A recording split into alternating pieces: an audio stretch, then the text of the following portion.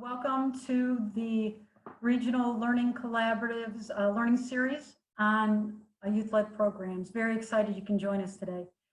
My name is Karen Lackey, and I am the Director of Prevention Services for the Educational Service Center of the Western Reserve.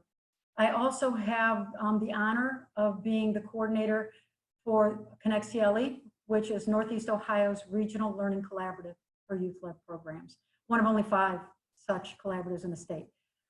So I'm coming to you today from sunny Aurora, Ohio, and seated at my kitchen table, which I bet some of you can relate to. So I hope your families are safe and well during this time, and thank you so much for sharing this time with us. So a couple housekeeping items before we get started. One, you'll be muted throughout this session, but not all sessions. And I would suggest that you use on the top right of your screen the speaker view, because we are going to have some activities where it's going to be important to see the full screen. A couple very important things is, one, please get out a piece of paper and pencil. You're going to be writing and you're going to be participating. So what we need to do is use the chat box as well, which would be so helpful, because what we do is we want you to participate in the activities. We would like to hear your comments, and we certainly would like to hear your questions throughout, because we design our sessions based on your needs, your input, and what you have to say and what we hear from you. So that's extremely important. So anyway, housekeeping out of the way, the 3 sessions are going to give you an opportunity to get to the heart of what youth-led programs really are. We want you to know what youth-led groups and how they become a force in their schools and communities for the ones that exist now. And lastly, how they're different from all the other youth leadership opportunities that young people have, in this environment. So this is going to be a quick teaser, 20 to 25 minutes, because all we want you to do now is start to think about youth-led programs. And we want, especially the concept of empowerment, which is key to what we do in youth-led. Hopefully you're going to be interested enough that you're going to want to come back for the other sessions. So we'll find out by the end. So you're also going to get an opportunity to stay connected with Connect CLE and take advantage of all the opportunities we have to inform your current work, to start a new youth-led initiative if you're interested. And most importantly, what we're here for is to keep you guys connected to each other. When we do this work and we share what we do, it makes the entire experience so much more meaningful and helpful. So what I'm going to do now is introduce you to some very amazing people that I've had the honor to work with, and they're going to be with you throughout our learning series. And we are going to start with Holly Jacobson. Good afternoon, everybody. My name is Holly Jacobson. I am the youth-led coordinator, as well as a Connect CLE trainer. I am coming from Chagrin Falls. It's nice to see everybody on. So I have to say, I've been doing youth-led for just over 6 years, and it is truly, truly, truly amazing to see the wonderful things that these young people can do. We have done youth-led with inner city students, residential centers, rural areas, out in the middle of nowhere, and everywhere in between, middle and high school students, community, in schools. And I can't even express the gratitude and the amazing things that happen when these young people are empowered to make such change. So we're super, super, super excited that you guys are going to join this journey with us. All right, next I would like to introduce Kaylee Klepper. Hi, everyone. My name is Kaylee Klepper, and I'm from Middlefield, Ohio. And I am a recent graduate of Cardinal High School.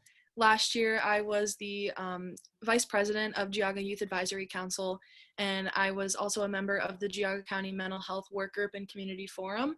And I was also a member of my high school's own youth-led prevention group that we called the Voices of Cardinal High School. Currently, I'm a student at the University of Mount Union. Awesome, fantastic. Thanks, Kaylee. Next is Jenny Canganelli.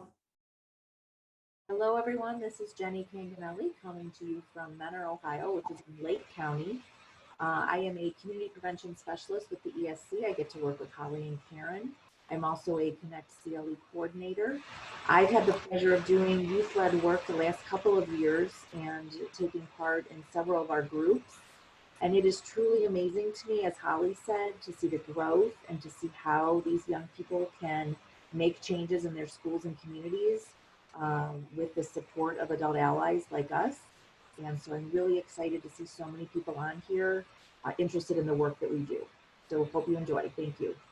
Fantastic. Thanks, Jenny.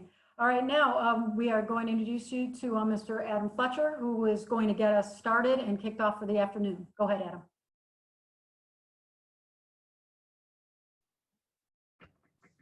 Good morning, everybody. I'm talking to you today from Olympia, Washington. I am the director of the Free Child Institute here in Olympia. I work with clients around the country and around the world to focus on engaging young people in social change. That means youth voice, youth engagement, youth empowerment, and lots of other terms that folks are using.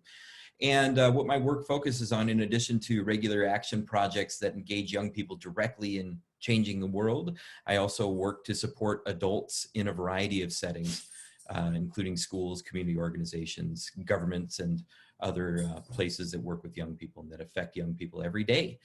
I'm really, really excited to be here because I spent a decade doing line level youth work before I started all of this. And what that meant to me was constantly facing opportunities and challenges to grow and change and really make sure that what I was doing with young people was the most just, fair, and equitable thing that I could possibly do at any given point.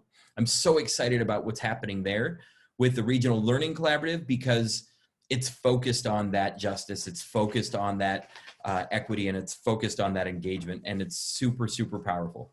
I'm excited to be back with the group after so much time. What it looks like these days, though, is different. Things are different than ever before, right? I mean, we're obviously all sitting wherever we are, whether that's in our dining room table or maybe your kitchen table. Maybe you're even on the back deck. But the point is that we're all in something new now. And we are faced with opportunities to change and grow pretty radically in some cases. And yeah, I think let's dive into it and look into exactly what that means for the RLC. The first thing, oh, and before I get going, just as a point of reference, you all can take a look at any of my stuff. I have tons of free resources online all about this work. Just look at freechild.org and you'll get a sense of that after we're all done, of course. This whole conversation begins with this idea of youth-led. And what is youth-led? I'm so excited to continue in my work after all this time because I've been doing youth-led for almost 30 years. That's for real. I started my professional work when I was 14, and it was all centered on this notion of young people stepping to the front and changing that norm of who is actually putting the wheels on the ground, driving the car and making motion. Not literally, of course, but in that figurative sense. To get us going, I'm going to challenge you all, and I'm going to keep asking you to do this. Take a piece of paper. If you have your notes right in front of you, that's great. If you don't, pull one out real quick and take a pen or a marker, whatever you got, right there is your writing utensil, and make a T-chart on your paper. Something roughly like that. It's pretty official. This is high tech right here. You make that T-chart, and then on one side of the top, I want you to write the phrase youth focused. Youth focused. Past tense. Youth focused. Then on the other side, I want you to write the phrase youth led. L-E-D. Youth led. So youth focused, youth led. All right. Now, before we get going, I want to orient you. We're all familiar with Zoom at this point, but just in case, down in the bottom of your screen, you'll see a little button that says chat. It's got a bubble on it. We're going to use that in just a minute. So just know where that's at. Down in the bottom of the screen, it says chat with a little vocal bubble.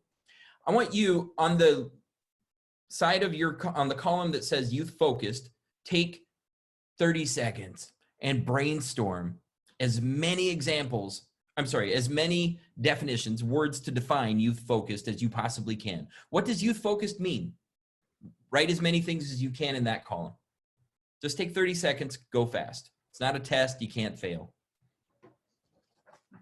What are some words to describe youth focused?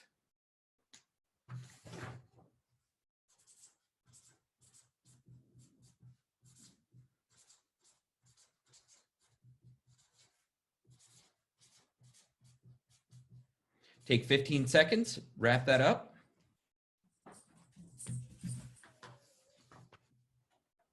Five, 4, 3, 2, 1. All right, now you've guessed the other side already. under youth led, brainstorm as many words as you can to describe youth led. What does youth led mean to you? This isn't a test. As many words as you can to describe youth led. Ready, set, go, 30 seconds.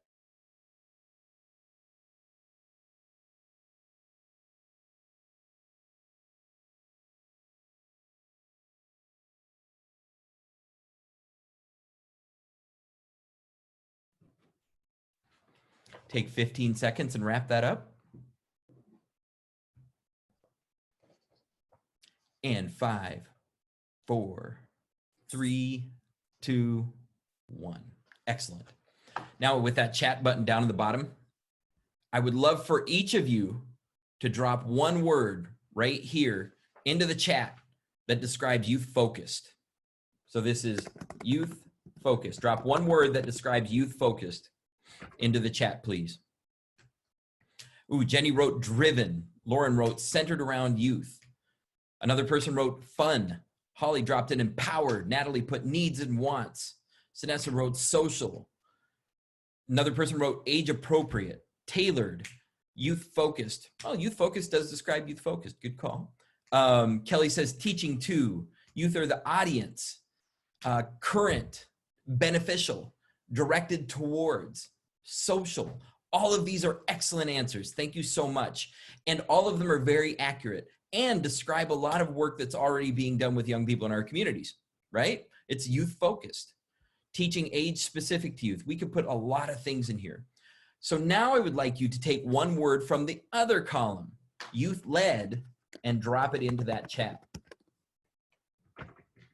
Impactful, empowering, ownership, adult guided, change makers, voices, peer-to-peer, inclusion, not tokenism, creative, youth are leaders, youth are developed, youth driven, partnerships, peer developed. All of these are, again, excellent, excellent answers. If you got more, keep dropping them in. If you're reading along, take a look at that list because it's just growing. Teamwork and collaborative and majority and self-learning and youth guided.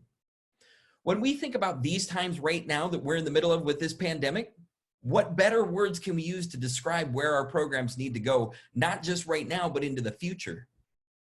Things are going to become more and more youth-led, and luckily, the RLC is right at the front edge of that because they're taking us towards that youth-led, and that is what today is a teaser of, is what that can look like.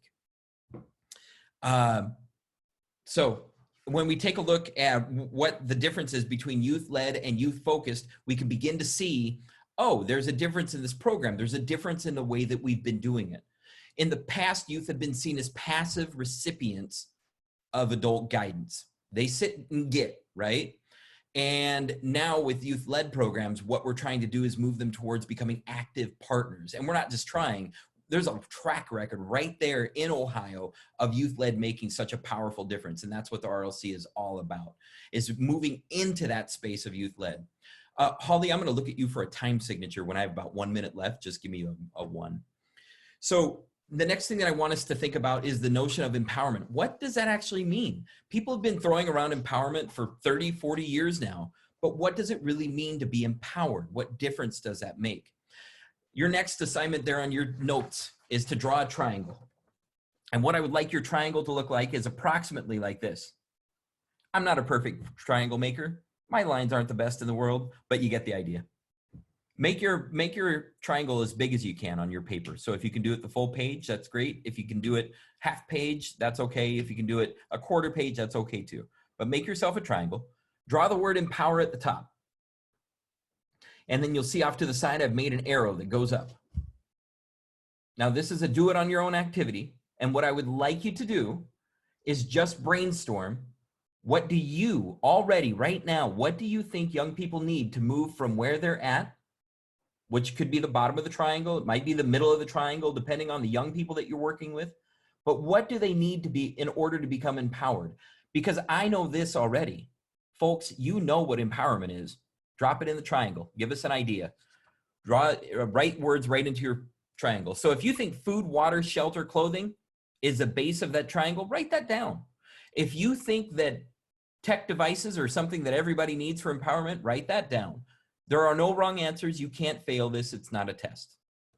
Brainstorm, what do young people need to become empowered? You have about 90 seconds.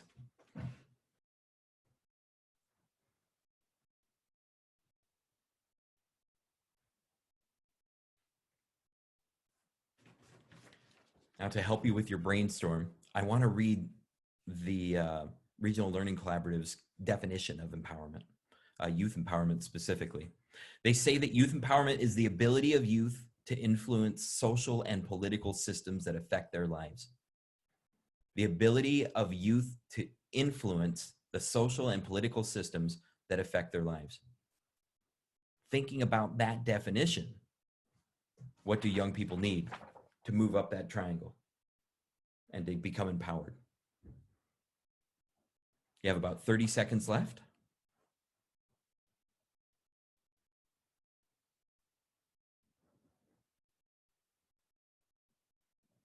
I don't know about y'all, but when I see myself in the speaker view, I just want to dance. I'm like, I've got to entertain myself. It's hard for me. Okay, so let's think about the bottom of that triangle together really quick. And let's use that chat. I love that chat. So on the chat right now, I would like you to put in bottom of triangle. What words did you put down there? Allow for trial and error, faith and trust, opportunity, support, skill development, freedom to express themselves and their ideas. If I skip some, that's okay. You can keep reading. Give them a voice, support them in their ideas. Failure is okay. Belief in themselves and their peers. Hope in themselves. A platform, a voice, and a belief that they have a voice. Confidence. This list can go on forever. And I know that everybody with the Regional Learning Collaborative is excited to see what you got. So if you're so inclined, take a picture of your pyramid and email it to them because they'd love that. They'll share your email address with you so you can email that in if you want. Next up, the pyramid. Let's talk about the pyramid like it's in parts. What's the middle of the pyramid? So what's in between that base level and the top? All right, 1 minute. So we got to go fast. So the middle of the pyramid. What's in the middle of the pyramid? Go ahead and drop some words in there. Education, guidance. I'll take one more. In the middle of that pyramid. Opportunities, perfect. Support, so you can keep reading that list as it comes around. All right, and then at the top of that pyramid, we're gonna have a lot more, but we know that it leads to empowerment, and that's the exciting part. The last thing that I wanna talk about and mention in my time today is this idea of adult allies. Everybody wants to write that down, adult allies. An adult ally to a young person is an adult who young people have, they believe in, they have trust in, they have respect for. There's 4 things: respect, trust, communication, mutual communication, and they have meaningful involvement with that adult. So you can't automatically count yourself an adult ally. If you're sitting at home right now and you're like, oh, I'm the best adult ally ever, but I never interact with youth. You might not be an adult ally if you're not meaningfully involving young people. So just think about those 4 pillars: trust, respect, communication, meaningful involvement. That's what it takes to be an adult ally. An adult ally is also a champion. And that's where you can come in, even if you don't interact with young people every day, and you might still be an ally. So with all of that said, I want to encourage you to drop your questions into the chat, and those will be answered or those will be addressed either today or in the future, because the rest of these sessions are built off of your comments, your ideas, your questions. So drop those into the chat and we'll keep growing out the conversation. And now I want to hand the ball off to Kaylee, who is going to drop some knowledge. Kaylee. All right, thanks, Adam. Yeah, so as he said, I'm going to talk about what's so great about youth-led prevention, how it's different from your youth-focused traditional leadership group, and then highlight some of the skills and things that I gained through my involvement. But before I do, I want you to think about, has there ever been a time where you felt like your opinion was disregarded or that your input was not really taken seriously? And the reason I ask this is because myself and my peers in high school in leadership groups often felt this way. You know, to an extent, there's always that mutual respect between students and administration, but you're always there allowed to voice your opinions, but they're heard and not necessarily listened to or retained or even taken seriously sometimes. And that, I think, is the key difference between a youth-led prevention group and a traditional leadership group, is that as a student, your voice is actually listened to, and it's not just a thought that's up in the air with no following action. So a good comparison, I think, would be like a student council group compared to like our Voices of Cardinal High School leadership youth-led prevention group. In both groups, you know, you're in a position where you're a leader and you're responsible for making the school year as best as possible for your classmates, but just in completely different ways. And it starts from the moment you walk in the door. I mean, with student council, you have an agenda set already when you walk in. You're going to be planning homecoming and prom and, you know, blood drives and all that stuff. But with youth-led prevention, there's no agenda set until you set it yourself. And once an agenda is set, there's a very organized structure that's followed. Everything that we did had a purpose, and it was observed from start to finish in youth-led prevention. And it sounds simple when I explain it like that, but there was so much behind the scenes work that I could seriously ramble about it for hours. I mean, as soon as we got in the door, we were setting our goals and we were coming up with ways to accomplish our goals. But before we could even do anything, we had to collect data and we had to acknowledge other perspectives and talk to some organizations in our community or some trusted adults, such as like our county judges. We interacted with them a lot. I mean, it was very, very organized, very structured, and it was not like a setting in student council where you get in there and your supervisor says, okay, this group is going to go hang up some posters, and this group is going to put up lights, and this group is responsible for social media and stuff like that. Like it's very different. And that leads me to the role of an adult ally compared to a supervisor. You know, like I said, your supervisor in a student council group, you get in, they delegate work right off the bat. But with an adult ally, the process, like I said, is made by the students for the students, and the adult ally is there to keep us on track and make sure that we're staying focused and engaging and acknowledging everybody's opinions. And like I said, like they're just there with a mutual respect to us, rather than just to tell us what to do. And overall, like that environment is just so much more productive. I mean, it amazes me to see like how much more passionate everybody is about their work. And, you know, there's that self-gratification you get when you solve your own problem that you come up with. And I think that we felt that on the daily because everybody was just so much more into it and so much more was coming out of it. And it just had that meaning for us. And it was efficient and it was effective and it got our message across and everybody respected that. So some of the things that I learned through my involvement was like problem solving skills and organization and planning. That's a big one for me because I tend to be all over the place sometimes. But I even noticed today, like when I'm studying and, you know, going through school, that I start to take myself through the process just as I did in Youth Advisory Council, and I don't even realize it.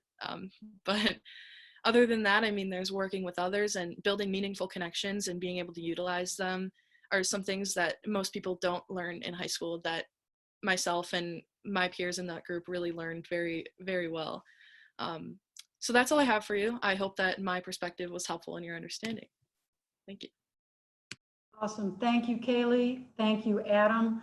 I think through all this, I hope you heard with Adam and with Kaylee that youth-led is bigger in so many ways than traditional leadership programs and so many things that kids are exposed to in school.